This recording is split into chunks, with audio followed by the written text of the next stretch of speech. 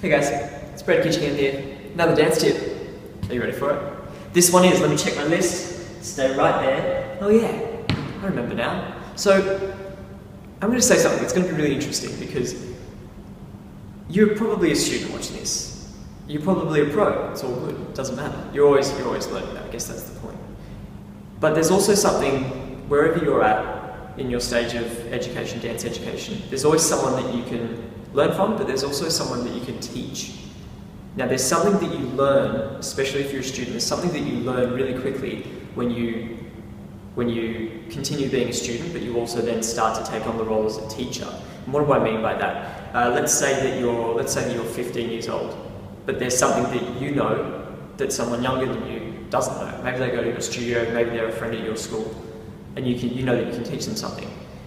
Make sure you find ways to provide people with that value, because that's going to teach you a lot about how your teacher works, like how your teacher works mentally, what they do for you educationally, what they're trying to teach you and give to you. You realize that your teacher is always trying to give you something, and that by you acknowledging the fact that you can give something to someone else, especially in your studio, you're just going to make your studio better, you're going to make your teachers look better, you're going to make yourself look better, and you're also going to understand the entire teacher-student process and that relationship.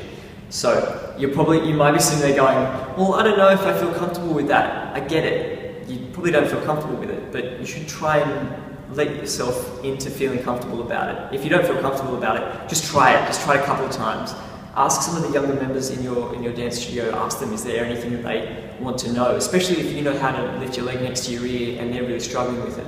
Ask them if they want help, and if they say yes, then go, okay, cool, so I learned this, and maybe it's something you figured out on your own, maybe it's something a teacher has said, maybe it's something a teacher has said that you can word differently for them and make it easier for them to understand, because they might be younger. So basically, if you're here and you know that someone is down here, you can show them everything that's within this gap of knowledge.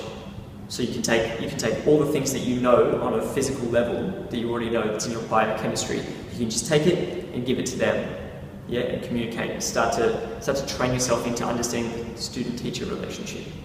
And then also, as you get older and you turn into a fully fledged dance teacher, if that's what you want to do, you can then do that way easier. So I guess the earlier you start, the better. I'm not saying you have to acknowledge and step into rooms and start going, I know everything there is about dance, because you don't.